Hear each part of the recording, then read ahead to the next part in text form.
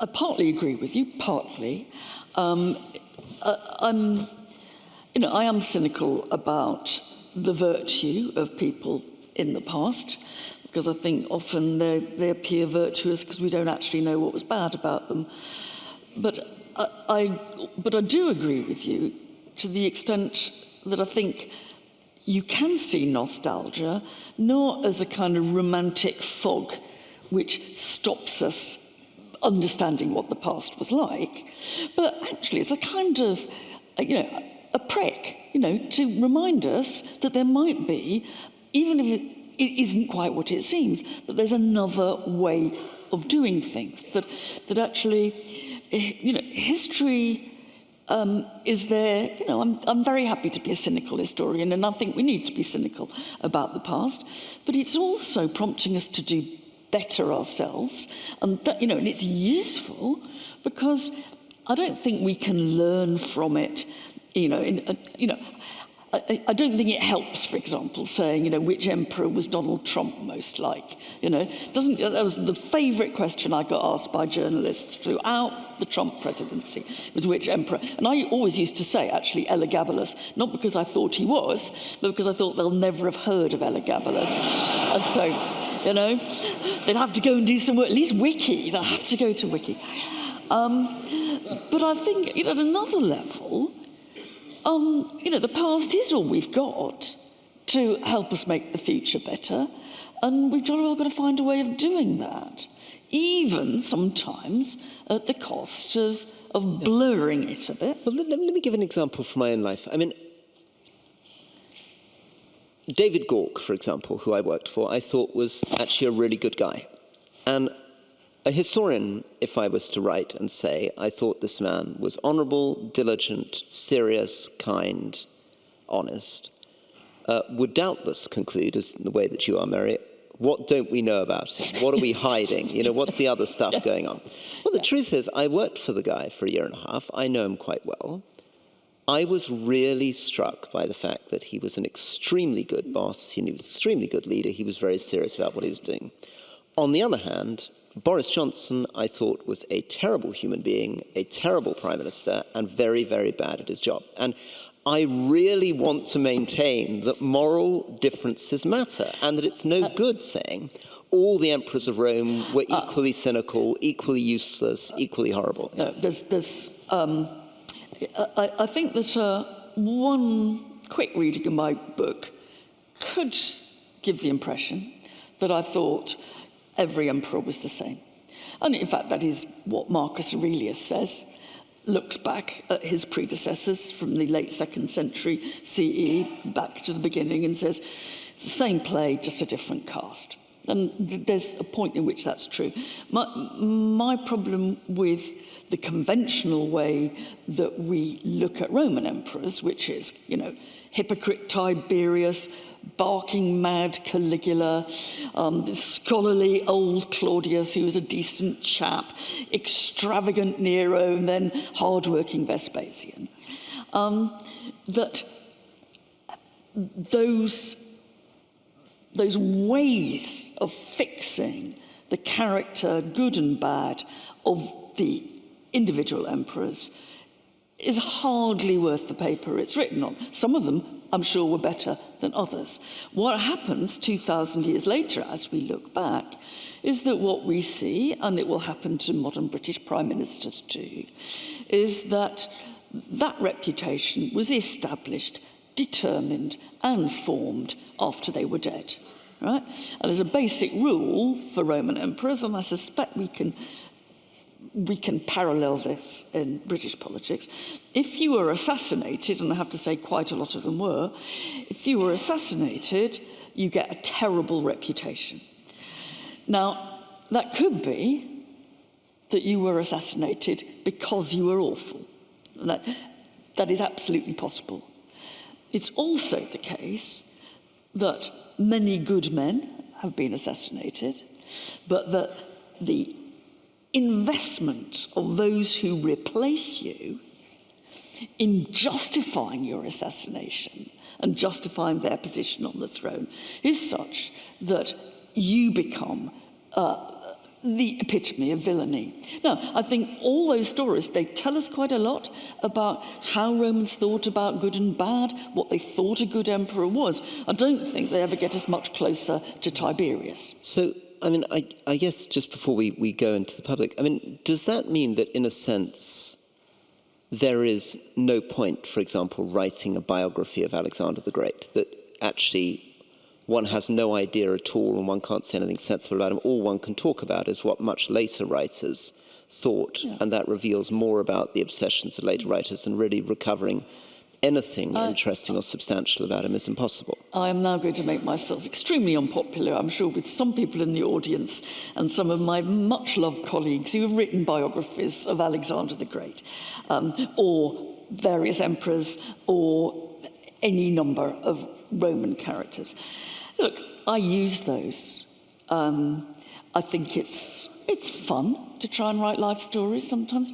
I think it tells you very little about them or history. I'll give you one example of why that doesn't work. I think there have been many attempts to write a biography of Caligula. You know, Mr. Crazy by anybody's standards. And one of the key examples of his craziness is that he was reputed to have wanted to make his horse a consul, right? That's the clinch point of why he's absolutely barking. And it's usually done very well in biographies, and people say things like, well, maybe he was just very misunderstood or whatever. What they never tell you is that there's any number of other Roman emperors who also do very odd things with their racehorses, right? Hadrian writes a poem to his, right?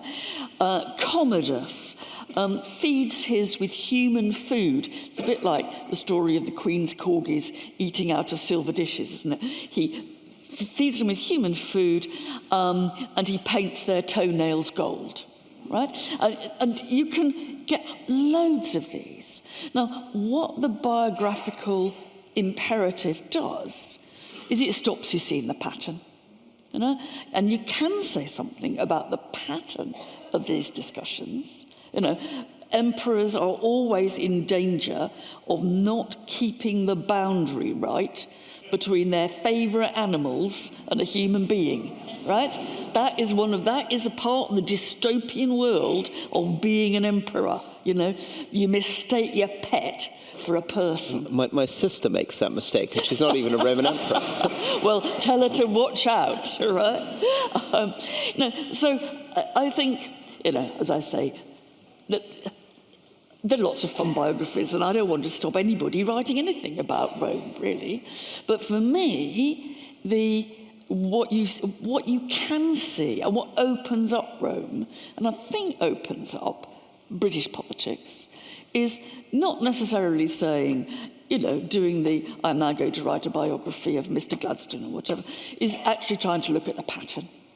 And the pattern and the gossip and the anecdote does begin to open up a feeling of what we're afraid of in power, right? And what worries me about that, though, is that you lose a sense of being able to talk with any confidence at all about the moral character of an individual politician. And I think it may be true that for ancient Rome your sources don't allow you to do that. I think it is perfectly plausible, with the incredible profusion of sources available on somebody like Churchill or Lyndon Johnson, to talk seriously about their moral character and do much more than simply see patterns. Because if you're simply seeing patterns, there no longer is the virtue of the moral individual. They're types. The patterns are about morality. I partly agree with you. I mean, that what you can say and write about the modern politician is of a different order from what you can say and write about Roman emperors. But I didn't go into history to be a moral judge, right? I can think, and no doubt we would agree, I think I do agree. Having read your book, I think that by and large, my views, you've convinced me that your views and mine align over who actually you can, at some level, even if you disagree with her, trust. You actually think are decent human beings. Now, I'm not sure what the Romans ever thought a human being was, really, except when they mistake it for a horse. But I can see why their version of power comes through the thick texture of what we're told about them. That would also be I mean, where do we draw the line? The Tudors, for us, are pretty much like the Romans, actually, in terms of that sort of basic, you can see the pattern of what is good and bad. It's different when we're looking at Boris Johnson, I think. Right. On that, I think we should open up to you guys. Any questions on anything ranging from Tacitus to Boris Johnson, or anything in between? There's a roving mic and a lady waving her hand in the front row here. It's a very shy lady in the front row, but your shyness needs the microphone to be expressed to the world. Yeah. One of the differences I see is that Roman emperors were not elected by the populace. We elect the people in power today. What does that say about us? Well, I think I will say that, you're absolutely spot on for Roman emperors. And, one of the reasons that so many are killed, or reputed to have been killed, is because there was no other way of getting rid of them. That in the ancient world, murder was essentially what you used to solve the problem. Because they can't retire, really. They don't retire. Diocletian is the end of the 3rd century. You're right, I think, so we have to look at ourselves in the modern world.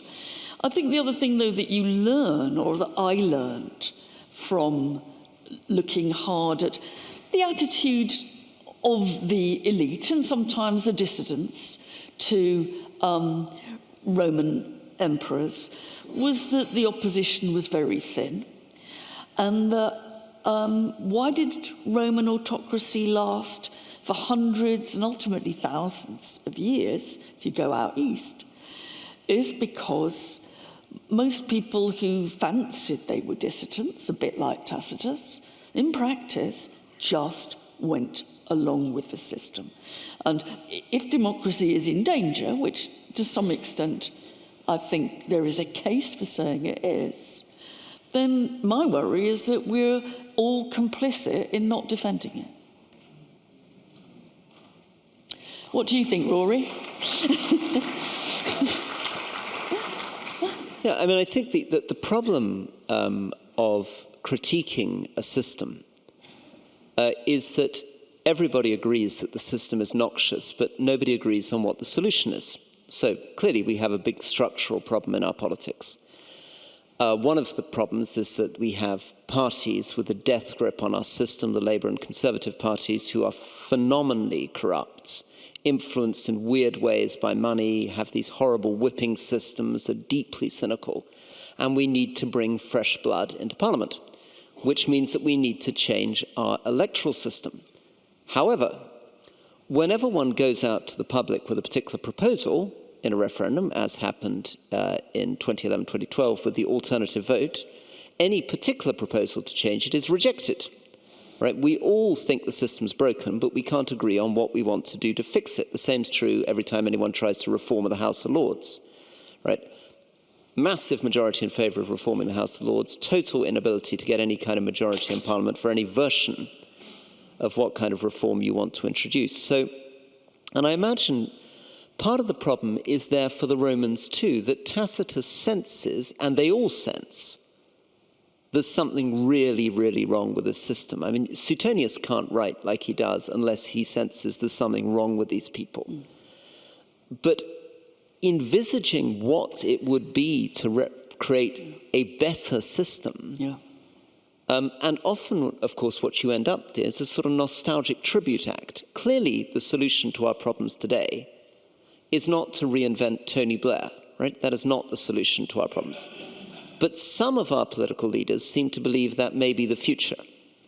So I think we can all clap at the idea that we have to fight to defend our democracy. We can all clap at the idea that we want a better system. But the real problem of organization, the real problem of leadership, is getting us united around a vision that can command a majority for what that alternative could be. Yeah. It's interesting that in Rome, after 41 CE, there is no sign of serious objection to the system. There's a lot of objections to individual emperors, and a lot of them get bumped off. But they get bumped off saying, I'd rather have him than him. It is with the assassination of Caligula is the last little burst where somebody gets up in the Senate and says, I think we should go back to democracy, don't you guys? And it sounds great, but the Emperor Claudius has already been acclaimed by the time they have this little speech, and that's it for the rest of time. Gentleman here in the just back, and we'll bring in people up here too. Please put your hands up. We'll take the next question up from the gallery. Thank you. What I wanted to know is what, in your opinion, qualifies a minister to be a minister? But probably more important, had you become Prime Minister, what qualities would you have required from the ministers? Okay.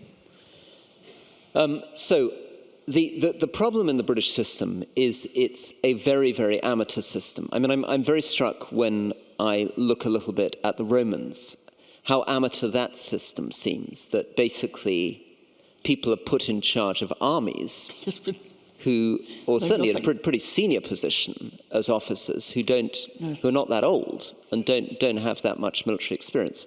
In our system, it's completely shocking. Grant Shapps has been in 5 cabinet positions in just over a year. The lack of knowledge of ministers is beyond imagining.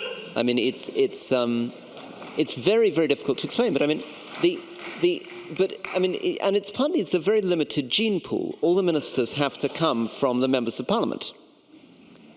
And if they don't come from the members of Parliament, there's been a decision today to bring in David Cameron as Foreign Secretary. But in that case, of course, he's a former politician, and even that, of course, is very controversial. People are saying, how's he going to be accountable to the House of Commons? He's not elected. What's he doing being Foreign Secretary?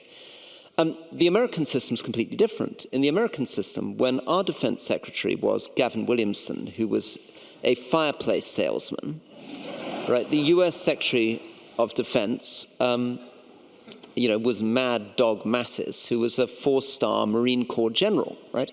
It's quite a different type of system, different kind of authority. What would I have required as Prime Minister? I don't know. I would like to think that I would have said that everybody should do a minimum of 2 years in their ministerial role, unless there is some astonishing scandal, that they need weeks of training before they take over the role, that there should be a proper handover from their predecessors to their successors. And actually, I was interested in the idea that you could bring into the cabinet some people with deep expertise from outside politics to blend into the general system. That links to one of the questions we've got from online, which in a way takes up from what you've been saying. Are there any other politicians, or perhaps we would say people, maybe, in addition to David Cameron, who should be brought back to the front bench? That's obviously a question for you, not for me. Well, I talked a little bit about David Gauke, and I'm not quite sure why I wish to turn David Gauke into Marcus Aurelius, one of the great sort of epitome of the noble politician. Because if you were to meet David, he's rather, he's a lovely man, he's a very funny man, but he can be quite sort of quiet and... Well, just like Marcus Aurelius. Just like Marcus Aurelius. But I just want to take him as an example because maybe it relates to the previous question of what makes a good minister. What I thought was so moving about David is that when one went to him with a political problem, he really tried to think about what the right thing to do was. Let me try to give 3 examples. Number one, when I went and said the number one thing I want to do is try to make prisons safer. If it had been Priti Patel or Liz Truss or Boris Johnson, they effectively would have said, where are the votes in making prisons safer?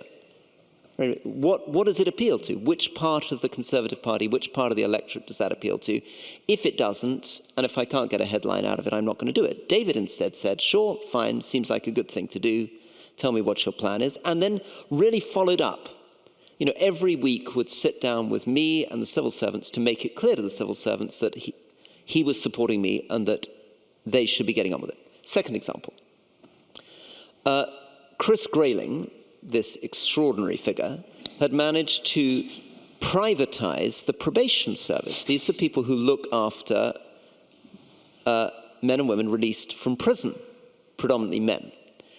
And it turned out to be an absolute catastrophe in which if reoffending went up, the private sector companies were meant to pay the government, and if reoffending went down, the government was meant to pay the private sector companies, and all these amazing market incentives were meant to operate. And of course what happened is reoffending shot up into the air, and the private companies all declared bankruptcy. But I remember the civil servant saying to me, there's no point taking this to David Gauke because his Conservative colleague, who's still in the cabinet, signed off on this. Liz Truss, Michael Gove, all endorsed it. This is privatization. This is what the Conservative Party is about. There's no point suggesting that we renationalize the prison service, the probation service. Sure enough, David Gauke listened to the argument, sat down, and renationalized it. And did it very, very modestly. Didn't get any headlines, didn't get any credit, didn't label it as that. But he knew that by not talking about it, he could get the change through. So he wasn't praised by The Guardian, he wasn't attacked by his colleagues, he got it done. I'm not going to give other examples, but anyway, David Gauke should be brought back into the cabinet immediately. Right.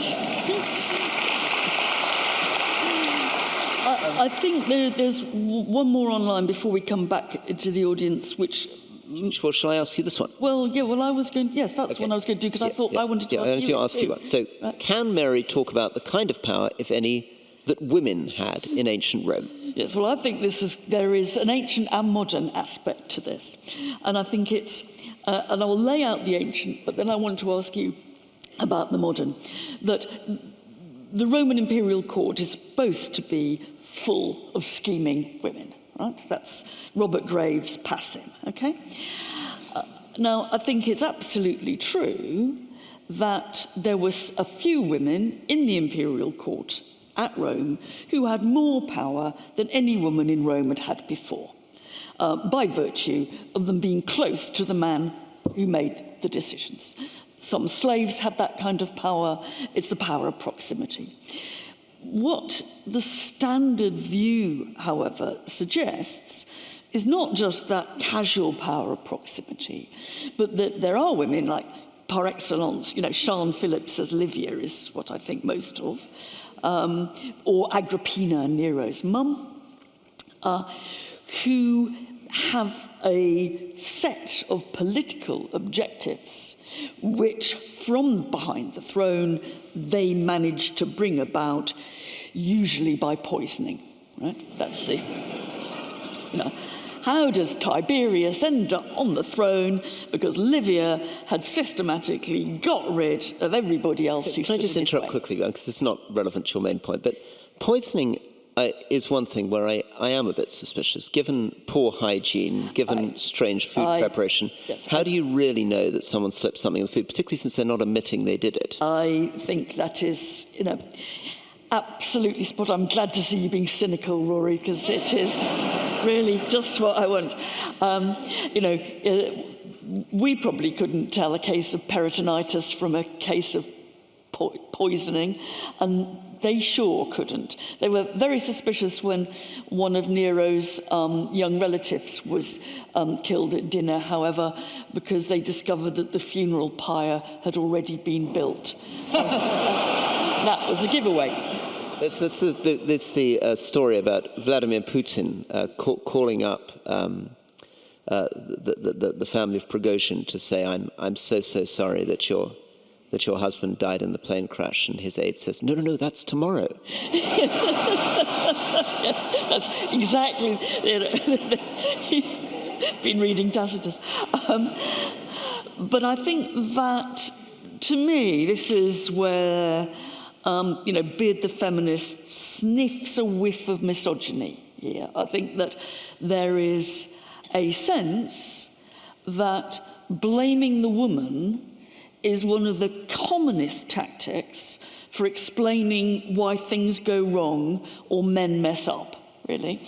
Why did he make that stupid decision? It was because, right, of Mrs. or the lover or whatever. We saw it with Sherry Blair, we saw it with Nancy Reagan, and the COVID inquiry has shown us with Carrie Johnson, in spades. Why did Boris make such a mess of it? It was Carrie what did it. Now, we have, whether it's wallpaper, which we're now told never existed anyway, or rescuing animals, or having one view or another about lockdown, you can use the figure of the woman to let the man off the hook. And he's particularly good at doing that. Let's take some questions from up amongst the gallery. So there was a hand up there I've seen. Yep. I don't know how you're going to have to come forward to the microphone. Why don't a couple of people on this side who want to get to the microphone come forward? There was one hand up. Let's choose. There we are, gentlemen. Yes, please come up to the microphone. We'll take two questions together at this microphone. Yeah. There we are. Hi. Thank you for the talk so far. I just wanted to broaden the conversation out to international politics for a moment. So you touched on Lyndon B. Johnson being a thug who actually did good things. And one parallel I was thinking of was potentially China. So to put rather crudely, on the one hand, Belt and Road, debatable, but yes. And the other, their coal power fire stations increasing by the day. And I just thought you could hopefully comment on that. And just very quickly as an add-on, and to add classical elements, could you potentially comment on the debate around a Thucydides trap between America and China in the modern day? Gosh, very good. Okay, and let's take a second question, because we are quite short of time, and we'll definitely throw parallels between emperors of China and emperors of Rome in Mary's direction. Question on religion. Actually, some of the Roman emperors, I understand, for example, Augustus and Nero, declare themselves as gods. Now, what was the inner role of religion in the exercise of power and/or how seriously it was being taken at the time? And a small, tiny footnote, I was a student at LSE at the time that Lord Hume was appointed Prime Minister, and I remember the outrage. I'm still waiting. Very good. Okay, very good. Okay, we'll maybe perhaps start with emperors and gods, and then come back to China. Yeah. Emperors and gods is one of the things that now makes the Roman system of power seem weirdest. That one minute you're an ordinary human being, albeit very powerful. The next minute, a dove has magically gone up from your funeral pyre. The Senate has voted you a temple, priests, the whole lot, and you are a god. And it was very easy game for the early Christian church to attack, right? How can you possibly take any of this seriously when they make their emperors gods? And just quickly, is the rule that if you don't get assassinated, you get to be a god? No, actually, some people manage to be both. And does anybody manage to have a apparently successful career, die a natural death and not become a god? Tiberius would be one. It all depends, as always in Rome, in whether it was to the advantage of the guy who came after you to make you a god, right? Simple. Why I think it's more complicated than the silliness that it seems is that boundary between human beings, I'm not going to say human beings and horses, human beings and gods, which to us is so uncrossable. was very porous in the ancient world. There's quite a lot of quite ordinary gods, like Hercules, for example, who started off life as a mortal and became a god on his funeral pyre. And so we're living in a world in which one of the ways of understanding differentials of power is through the status of being a god. Right? When a Roman general has had a vast victory, for example, and has a triumphal procession through the streets of Rome, at the peak of his power, he dresses up as the god Jupiter. So it's all very fuzzy.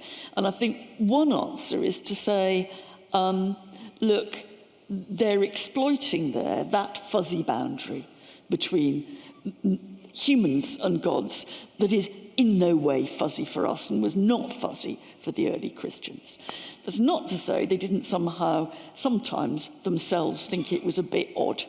And there is a wonderful satire by Nero's tutor Seneca on Claudius, Nero's predecessor, being deified, being made into a god. And the satire is actually one of the few bits of Roman literature which is really funny.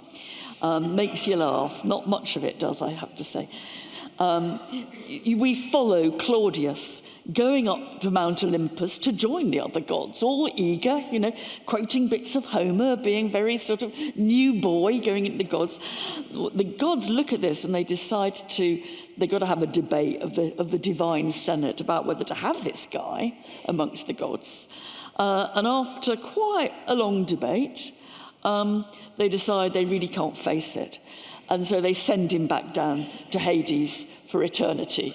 Now, what's nice about this is not just that it's funny, but it shows that our problems about this were not entirely unknown in the ancient world. China. What do you think looking at... So people often say Xi Jinping, the Chinese premier, sinologists often say it's important to understand that he has taken on some of the mantle of heaven, that he is able to conduct himself in the way that a Chinese emperor would conduct himself. Particularly now, since 2012, when he came in, he's extended his term far beyond the term of Deng Xiaoping or his predecessors and seems to be in for life. So what do you think when you look at an autocratic ruler like Xi Jinping, and where do you see the parallels or differences between him and the Romans? Well, I go back to Augustus, actually, first Roman emperor, the one we mostly think of, because we're quite distant. It's probably a good, he establishes the system. He'd had a pretty rum record in the Civil War before he came to power and rebranded himself. And he chooses the name Augustus. It is an entirely made-up name. It still gives us the name of the month August, but it's utterly made up. And if it means anything, it means revered one. Now that sounds pretty North Korean to me, we think of it as a name. Every emperor is called that ever after. But there is that sense of power and obeisance within the state that I think there is a degree of similarity between some of those regimes and Rome. Good. Okay, now, here we are. So it's a woman, which is good, with a hand up, and the balcony, which is a double good. So please come forward to the to the microphone. Yeah, we're going to be able to fit in probably 2 or 3 more questions only. Yeah, I think we have this one, and then 2 more. Yes. So. To what extent is the quest for power, be that political, financial, geographical, to what extent is that the cause of the environmental crises we're now facing? That's one for you, Rory. Fundamentally, I think in the connection between power and growth, we have the environmental crisis. I mean, the crisis effectively is about what it means to try to combine a planet with finite resources, with planetary limits, with an infinite quest for growth. And whether you call that power or whether you call that sort of restless human ambition, or whether you say that our political systems are predicated on growth in very odd ways. I mean, when Lloyd George set up the old age pension, there were 20 working people for every one retired person. There are now 3 working people for every one retired person, soon to be 2 working people for every one retired person. So that growth has become for us the mechanism that funds health inflation, which is 6-7% more than normal inflation every year, and relies on bringing more and more money in. So I think our tastes, our appetites, our ambitions, these things that Renaissance English writers write about endlessly, and Marlowe and Tamerlane, I think are very much at the heart of the environmental crisis. But whether that is about the restlessness and the ambition of human nature, or whether that's about power, I'm not sure. Question from Lady in Blue. Yeah. To help the people with the mics, it's bang in the middle of the row. No, the mic will be passed down to you like a baby being carried over heads. You know, that's a bad metaphor. Okay, I got the baby. I'm really curious about the number of times Johnson's been mentioned today. And actually, I'm looking at the title, and I don't think I heard Rishi Sunak mentioned tonight. Once. Well, maybe. Okay, I mentioned him once with the petrol pump. Oh, yeah. Okay. Well, maybe that's it. Maybe that's the picture we're left with. But I guess my question is about what does power look like today then? Because he is the Prime Minister, and you haven't really talked about him in this presentation. What does that say about his power? Yeah. Well, I think that the first thing to say is, and this maybe is a more serious answer than I've managed to give so far when we talked about power, Mary very kindly asked me about power at the beginning, is the sense of constraint, the lack of options. And I think this will be true of Keir Starmer too. One of the problems, partly, is that our modern late capitalist system puts huge constraints on what these governments can do. As you saw, when Liz Truss tried to borrow more money and cut taxes, she was hit immediately by the international markets. There are certain countries, the United States, for example, that's the reserve currency of the world, that's able to have much more freedom. But there is a sense that there is a very limited frame within which at least people like Rishi Sunak and Keir Starmer feel they can operate. They may be wrong. Right? Maybe they could be much, much bolder. And indeed, there are economists in London who would say they should be much bolder, but they feel as though they are very, very limited in terms of the maneuver. They're very limited in terms of public opinion. I mean, you can see his powerlessness to some extent in relation to Suella Braverman. He's finally fired her, but he probably should have fired her 6 months ago, 9 months ago. That's driven again by his sense of the realities of power and constraints from the party. And if I finish with my own sort of personal experience, you know, I wanted to be Prime Minister, and I wanted to be Prime Minister believing that by becoming Prime Minister, I could bring through a soft version of Brexit, a sort of customs union version of Brexit, and stop the hard Brexit and stop Boris Johnson for our economy, for Northern Ireland, etc. The question is, would I ever really have had the power to do it? What would have actually happened? Would I have found myself like Theresa May, facing a Conservative Party imploding around me, Labour refusing to vote with the Conservatives, so being unable to get the bills through, the public turning against me, my entire premiership blowing up in my face within about 6 weeks? Because I think manoeuvring power, we come back to Lyndon Johnson, we come back to Roman emperors, is a very, very difficult business. It is all about the art of the possible, and the problem is knowing where the limits of the possible are. I think a very different way of answering that, and much more indirect, is to make ourselves think, you know, a bit harder about what we think power is. And one of the problems I have is that we do treat it as a thing. You either have it or you don't have it. And the verbs we use with it are very, They're very masculine. They're quite aggressive. They're, you wield power. Now, what else do you wield? Well, you wield a sword. There's not much else you wield. And maybe part of the problem is that very nominative version of power is beginning to have its day and make it hard to be powerful in the traditional way. And I suppose if I answered the question that I put to Rory at the beginning, I sort of think for most people, and I don't mean this for Sunak, and I take your point, it's interesting, I take your point that we haven't mentioned him.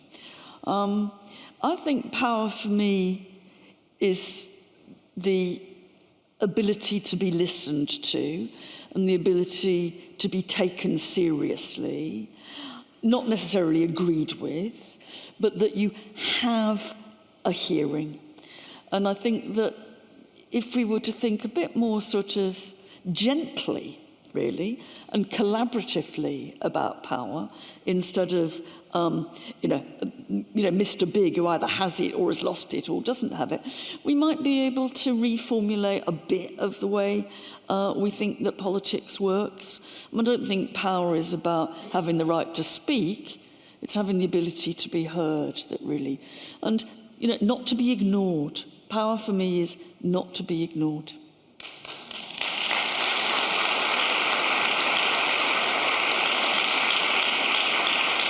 I think very final question, maybe here. Somebody in a blue jacket here. Yeah. How you were talking about politics feels like it's a mask and it's rotting away your face. Is that just modern British politics, or is it all kind of politics and power? Right. Okay. Thank you.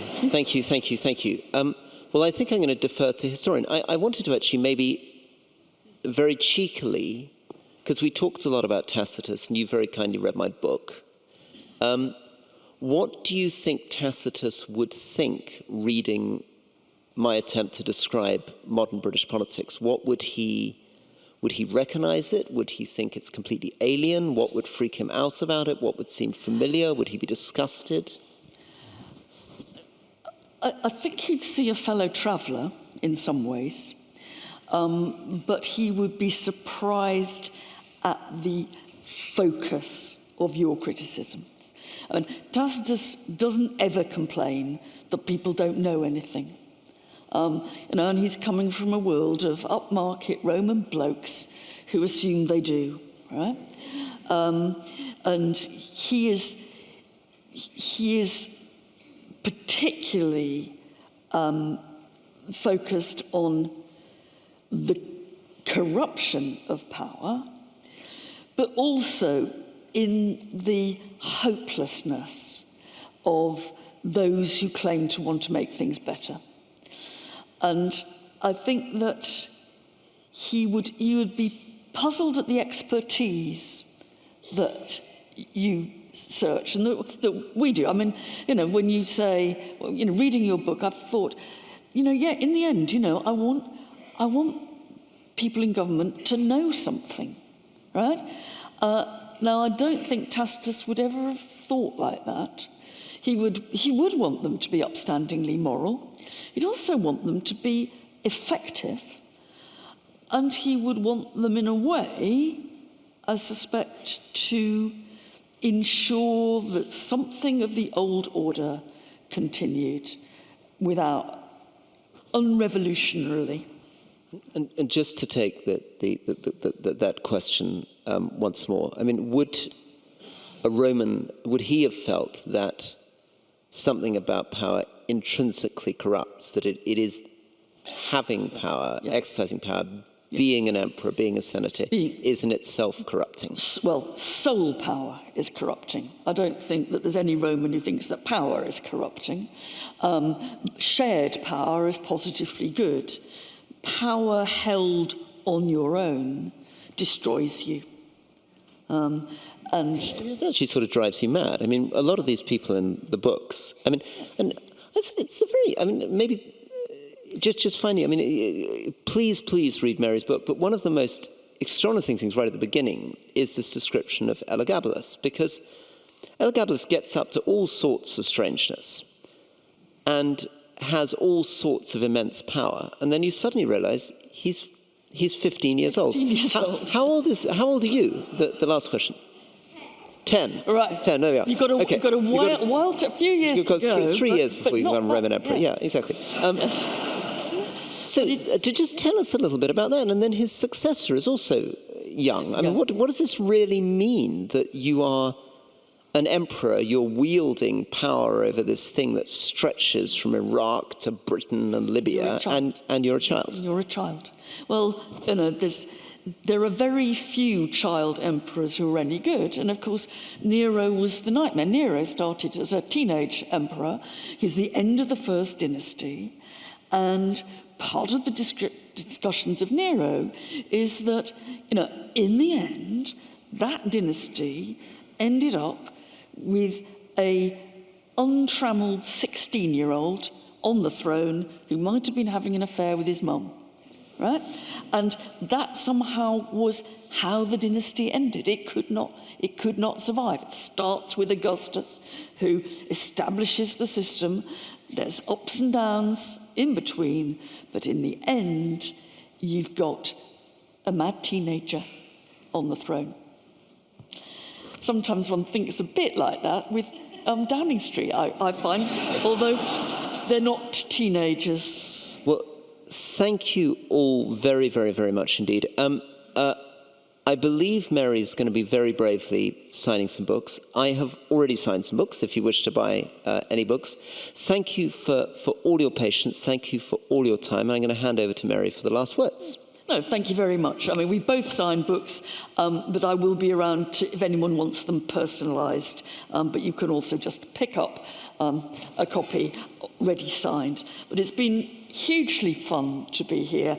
I said I hoped it would be a conversation, and it has been. You know, this was, we were talking from the hip or the heart, I don't know which, and it's been great to have such a wonderful audience. So thank you very much. Thank you.